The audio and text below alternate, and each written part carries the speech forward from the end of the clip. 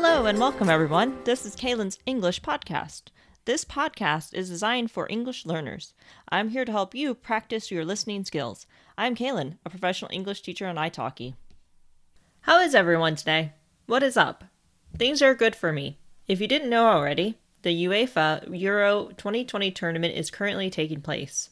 UEFA stands for Union of European Football Association, and that is the governing body of football in Europe. And American English, football is soccer. This is the championship tournament for the men's European soccer teams. It is the 2020 tournament because it was supposed to take place last year. However, the pandemic forced them to postpone.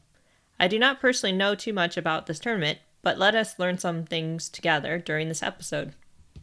This championship began in 1960 and is held every 4 years just like the Olympics.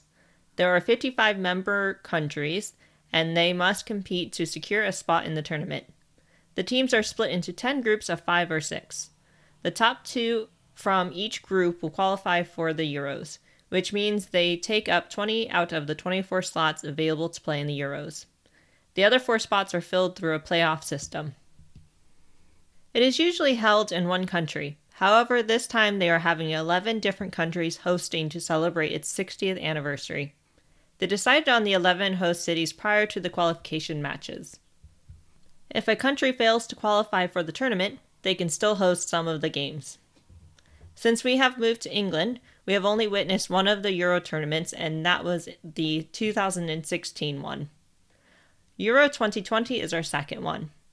In 2016, England reached the quarterfinals, which means that they were in the final round before the championship matches. This was an exciting time for those in England.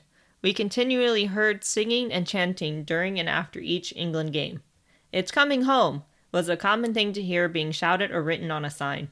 The phrase "it's coming home" is taken from a song that is about soccer and is considered England's football anthem.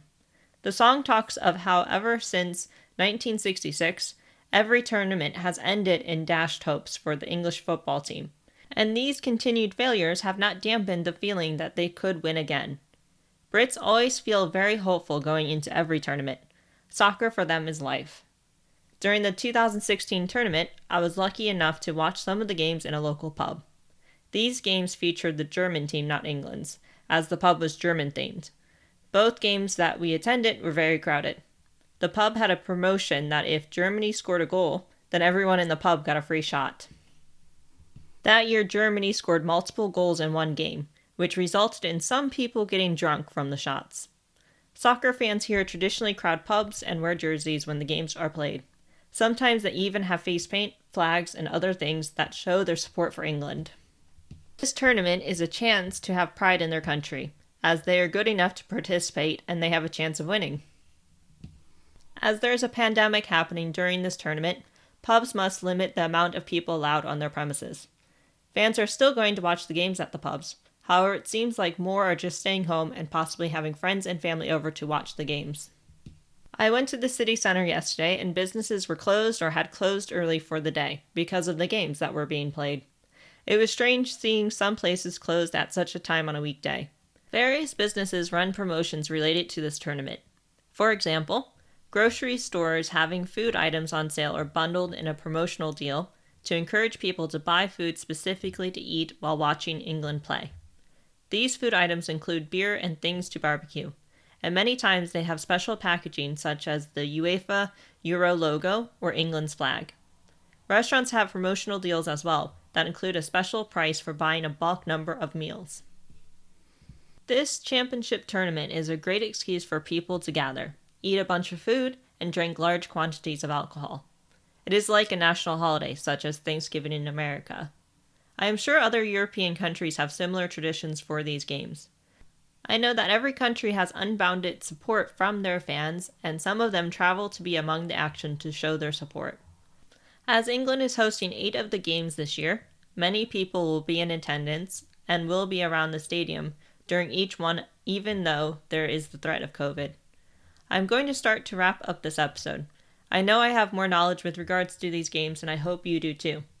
I also hope you have a better insight as to what these games mean to England fans. And you might be able to relate to their level of support, as you might be a fan of one of the European countries that have qualified as well. Here are words and phrases from today's episode just to recap. UEFA. Football means soccer in American English. 60th anniversary. Fans. It's coming home! Face paint. Jerseys. Quarterfinals.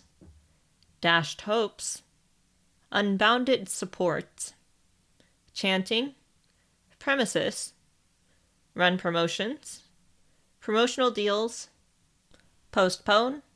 And COVID. That is all I have for you today. I hope you enjoyed. If you'd like more content, then please subscribe to this podcast. You can also support me on Patreon. Find me by typing in Kaylin Teacher. On Patreon, you can gain early access to the podcast and transcriptions. Follow me on Twitter and Instagram at Kaylin_teacher. Thank you for listening. I hope you all have a great day. Until next time, bye!